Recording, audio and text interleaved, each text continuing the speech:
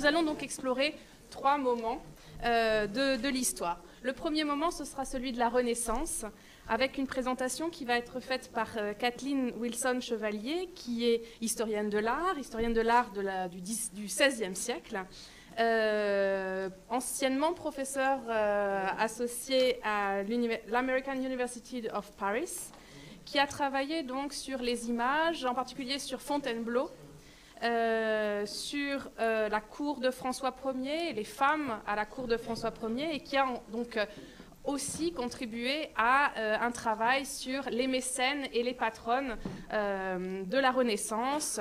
Un ouvrage collectif est paru aux presses de Saint-Étienne en 2007 à ce sujet. C'est sur cette question qu'elle va intervenir en premier.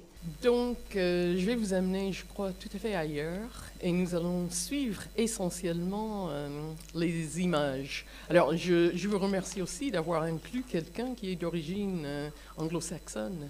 Dans cette journée, je vous amène vraiment ailleurs. Et pourtant, en France, la France de la loi salique, à un moment où ce sont les femmes qui gouvernent et que l'art est un moyen de gouverner. Alors, je pense que je vais parler d'une époque effectivement tout à fait exceptionnelle pour les femmes, qui vont être des patronnes, mécènes, collectionneuses. Alors, épouse et veuve, mais on va voir après qu'on peut même être célibataire et commanditer des œuvres. Je vais parler essentiellement de grandes dames, Anne de France, Anne de Bretagne. Je vais sauter sur Louise de Savoie. J'aurais pu parler jusqu'à minuit, en réalité, sur ces sujets. Et pour finir avec des réflexions sur Catherine de Médicis. Alors, Anne de France est régente, elle a gouverné le pays avec son mari, on va voir. Anne de Bretagne était souveraine, duchesse de Bretagne. Catherine de Médicis, tout le monde sait, enfin, était régente plusieurs fois, et surtout, enfin, une éminence grise de la politique très longuement. Alors, pour regarder, enfin, qui peut être commanditaire, moi je vais parler de femmes. Évidemment, il y avait des hommes qui étaient commanditaires également à l'époque, plus connus d'une certaine manière. Ça, c'est l'écriture de l'histoire, en fait, qui est un problème. Et alors, mixité, je veux commencer, enfin, je vais parler des grandes dames du royaume, les princesses, les reines, reine-mère, mais on pouvait être bourgeoise et être commanditaire également. Petite bourgeoise, je pense, presque, mais je vais vous montrer. Alors, je ne sais pas si quelqu'un connaît le nom de Philippe Lébailly ou de Catherine Brissonnet. Philippe Lébailly a signé la quasi-totalité des documents pour Aser le rideau. Et Catherine Brissonnet, alors épouse de Thomas Bohier, je suis sûre que si j'avais fait cette intervention il y a 10 ans, je serais allée sur le site de Chenonceau et j'aurais trouvé le nom de Thomas Bohier. Alors, j'y suis allée avant-hier, je pense, et voilà ce que j'ai trouvé. Bâti en 1513 par Catherine Brissonnet, sans mention de Thomas Bohier, qui était à la guerre, en réalité en train de financer la guerre d'Italie à l'époque, souvent. Et ensuite, Diane de Poitiers et Catherine de Médicis, tout le monde sait ça, mais Catherine Brissonnet, c'est quand même une grande nouveauté. Et d'ailleurs, ils finissent en parlant de la dame qui a restauré le château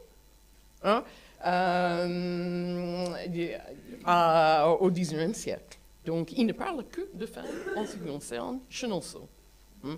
Alors, ça, c'est quand même un grand changement. Alors, donc, moi, je vais regarder les femmes qui sont au sommet de l'État. Et ce qui est tout à fait étonnant, c'est que ce sont des personnes qui ont accès aux meilleurs artistes de la période et qui vont, d'ailleurs, commanditer les chefs-d'œuvre, quelques-unes des chefs-d'œuvre les plus importantes.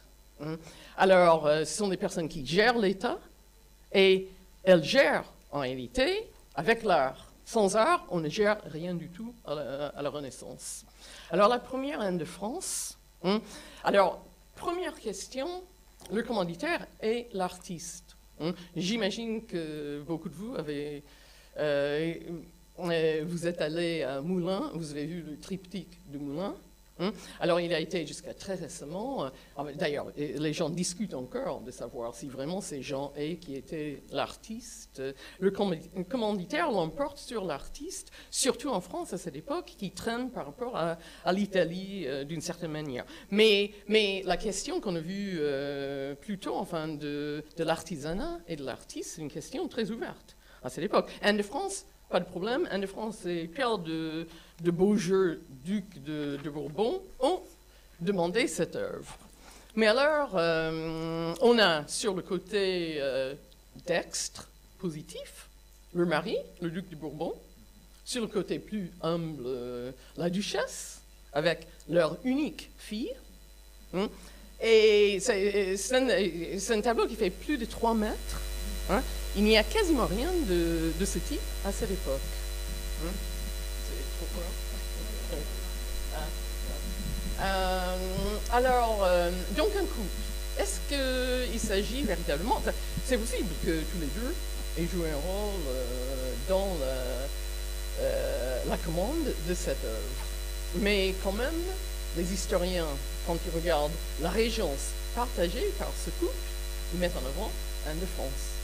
Et les historiens de l'art aussi. Il n'y a aucun livre sur Pierre de Beaujeu, duc de Bourbon. Il y a un livre sur Anne de France maintenant et ses commandes.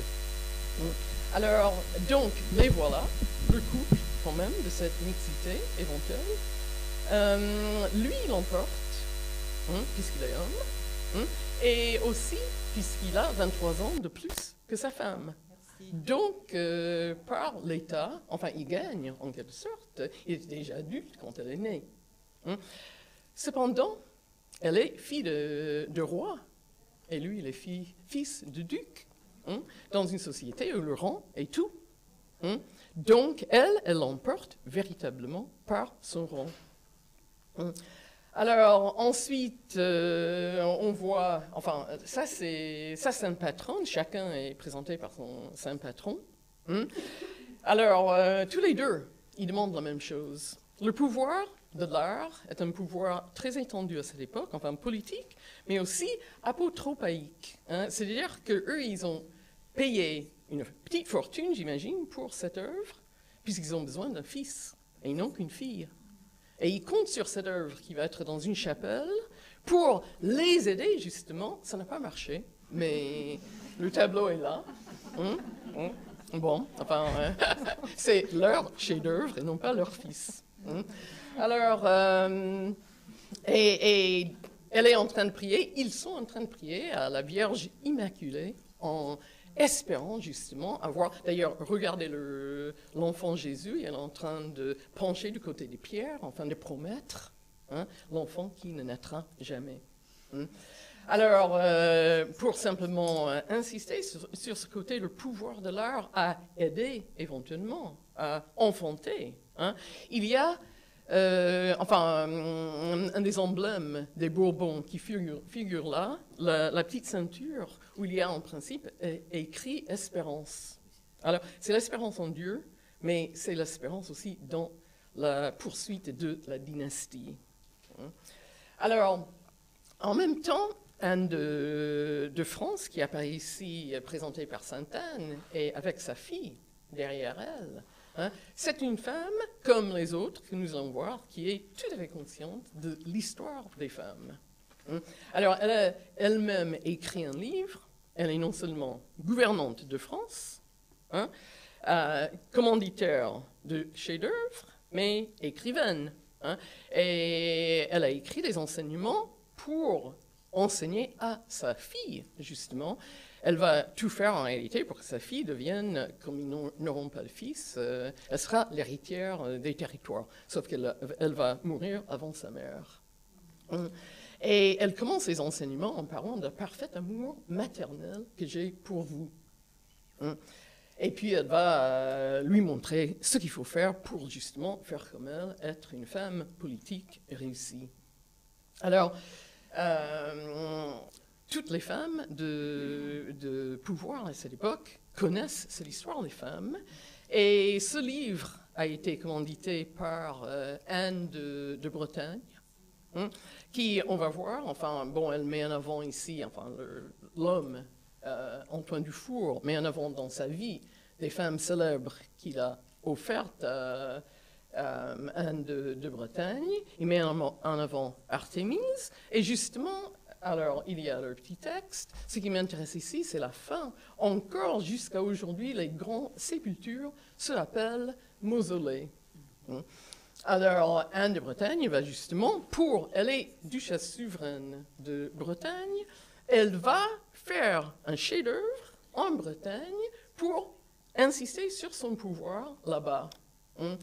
Alors, elle se tourne vers Jean Péréal, qui est aussi célèbre que Léonard de Vinci à l'époque. Michel Colombe, vous allez voir la qualité de ce qu'il fait, et un Italien qui a été importé avec les guerres.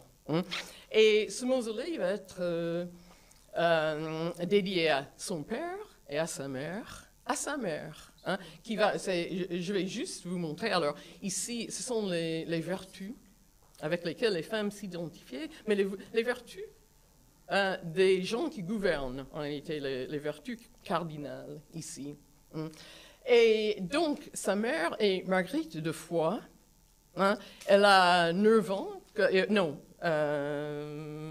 9 ans quand Anne est morte. Mais Anne va se souvenir d'elle et va la mettre à côté de son père, enfin. Et vous arrivez à voir par ces détails, enfin, c'est une œuvre absolument magnifique. Alors, pour appuyer justement son père, Saint François, Saint Patron, et sa mère, Sainte Marguerite, on va la revoir, Sainte Marguerite plus tard, on a justement un rappel alors, cette sainteté aussi, des commanditaires qui justifient leur pouvoir. Alors, je vais vous montrer une seule des vertus, la prudence. C'est la plus importante pour gouverner. Il faut être prudent, très intelligente. Elle regarde dans un miroir, elle pense avant d'agir. Alors, en plus, elle porte la cordelière d'Anne de Bretagne. Et elle a un compas.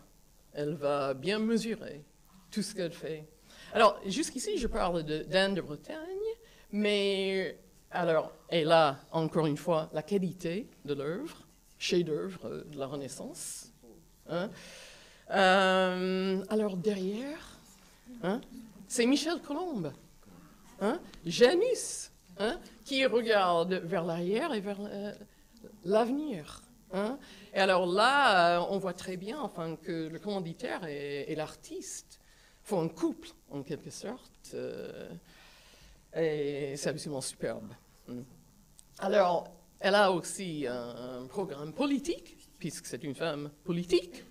Et alors, la justice doit être une justice miséricordieuse, et donc son épée est recouverte au nom de la miséricorde. Alors, maintenant, pour faire cette présentation, j'ai regardé le livre de Julie sur le mécénat et les collectionneurs, enfin au 19e et 20e siècle. Et une des choses qui m'a frappée, c'est qu'elle a dit que les collectionneurs du 19e et 20e siècle n'ont pas de postérité. C'est exactement le contraire à la Renaissance. Il y a presque par la force des choses une postérité, puisqu'il s'agit de dynastie. Alors, je vais vous montrer. Alors, d'abord, Anne de France, Anne de Bretagne, tout le monde la connaît. Je ne sais pas si quelqu'un connaît Françoise d'Alençon, Dame d'Orléans, duchesse de Longueville. Elle est nettement moins connue. Et on va revenir à ce dessin, qui est un dessin de Jean Clouet. Mais, alors, elle est la fille de Marguerite de Lorraine, et j'imagine pas très connue non plus. Alors, dans un livre de Jean-Marie Le Gall sur la réforme de l'Église à la fin du XVe, début du XVIe siècle, il donne à Marguerite de Lorraine la palme des fondations des couvents. Donc, elle est déjà une fondatrice de bâtiments, de lieux, plus que de bâtiments. Enfin. Et alors, sa fille sa mère est régente à partir de l'âge de 3 ans de sa fille. Elle gouverne le duché d'Alençon, puisque son mari est mort, plus âgé qu'elle. Et donc, elle va probablement en 1516, je ne sais pas si quelqu'un a noté ce tombeau au Louvre. Hein. C'est un tombeau très important, mais que personne ne voit. Et c'est un tombeau que Françoise d'Alençon a fait pour sa fille, qui est morte à l'âge de 7 ans. Alors, la voilà, mise en avant. Et ce qui m'intéresse le plus ici, c'est que toutes les représentations sont de femmes. C'est une petite fille. Alors, on a Sainte Marguerite qui protège les dames au moment de l'accouchement. On a Sainte Agnès, si vous avez des problèmes avec des seins. Il faut se tourner vers elle. C'est pour ça qu'elle vous les montre. Et des problèmes d'allaitement également. Enfin, ces femmes font quelque chose pour vous. Ici aussi, c'est une œuvre active. Alors, en outre, elle a mis sous les coussins de Claude de France. Et non pas à François Ier, qui est beaucoup plus célèbre que Claude de France. Et je pense que c'est un choix politique, en réalité. En fait, Françoise d'Alençon va être spoliée par la sœur de François Ier, Marguerite d'Angoulême. Ce sont des jeux de pouvoir, durs, très durs. Et je pense qu'elle se met du côté de la reine et non pas du roi, pour chercher justement un appui du côté de Claude. Alors, mère, fille et maintenant fille de Françoise d'Alençon. Voici une œuvre de sa fille Éléonore, qui à Fontevraud a construit l'infirmerie, probablement juste au début du XVIIe siècle. Donc, et voilà une commanditaire célibataire. Et justement, enfin, les femmes dans les couvents. À Fontevraud, on a la boursière, la portière, tout est au féminin, en fait. Et d'ailleurs, voilà, les Bourbons, enfin, qui sont puissants, enfin, ils passent l'abbaye de Bourbon en Bourbon en Bourbon 3 fois. Éléonore, c'est la 3e. Alors, maintenant, je vais terminer avec le phénomène Catherine de Médicis. Et je peux m'arrêter à n'importe quel moment. Patronne, mécène, collectionneuse, et les autres femmes du XVIe siècle sont formidables, mais Catherine est particulièrement forte. Alors, la voici, avant d'être reine de France. Elle est simplement dame de compagnie d'Éléonore d'Autriche, 2e femme de François Ier à ce moment-là. Et alors, on a tendance à dire que son rôle de mécène lui vient de sa famille, florentine. Et il y a quelque chose de vrai, bien sûr, mais on vient de voir quand même que la tradition des commissions en France est très forte. Elle a beaucoup d'exemples autour d'elle. Et justement, alors, Catherine de Médicis est une créatrice.